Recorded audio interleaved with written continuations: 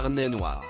Au plus grand regret des fans de sport automobile, et plus précisément de Formule 1, Jean-Pierre Jabouille a rendu son dernier souffle, ce jeudi 2 février, a rapporté Le Parisien. Âgé de 80 ans, celui qui était surnommé le Grand Blond était un pilote emblématique des années 1970. Une vocation qu'il avait découverte quelques années plus tôt, en 1965, alors qu'il participait à des courses de côte dans un célèbre modèle de chez Renault, la R8 Gordini. Au cours de sa carrière, il avait disputé pas moins de 49 courses et comptait 2 victoires à son palmarès. La première est notamment rentrée dans l'histoire puisqu'elle était aussi la première de l'écurie Renault en Formule 1, le 1er juillet 1979, en finissant devant Gilles Villeneuve et son coéquipier, René Arnoux.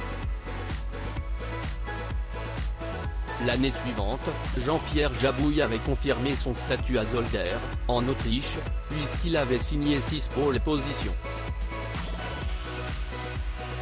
Cependant, lors de cette saison 1980, le pilote de F1 avait été victime d'un terrible accident à Montréal.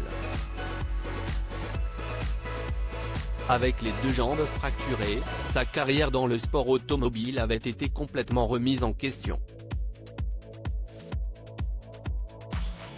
Même s'il avait réussi à revenir sur les circuits en signant chez Ligier, Jean-Pierre Jabouille avait perdu de son talent.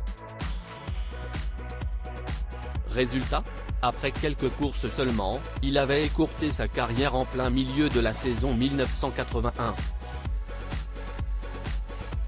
Supérieur à ces tragiques décès de personnalités qui ont déjà marqué l'année 2023, un passionné de sport automobile. Même s'il avait décidé de mettre un terme à sa carrière de pilote, Jean-Pierre Jabouille était toujours animé par sa passion pour la compétition et la course automobile.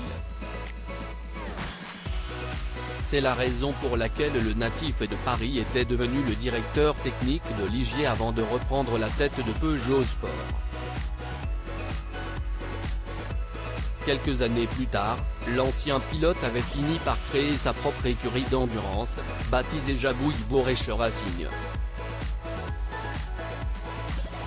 Article écrit en collaboration avec 6 médias. Crédit photo, JLPPA.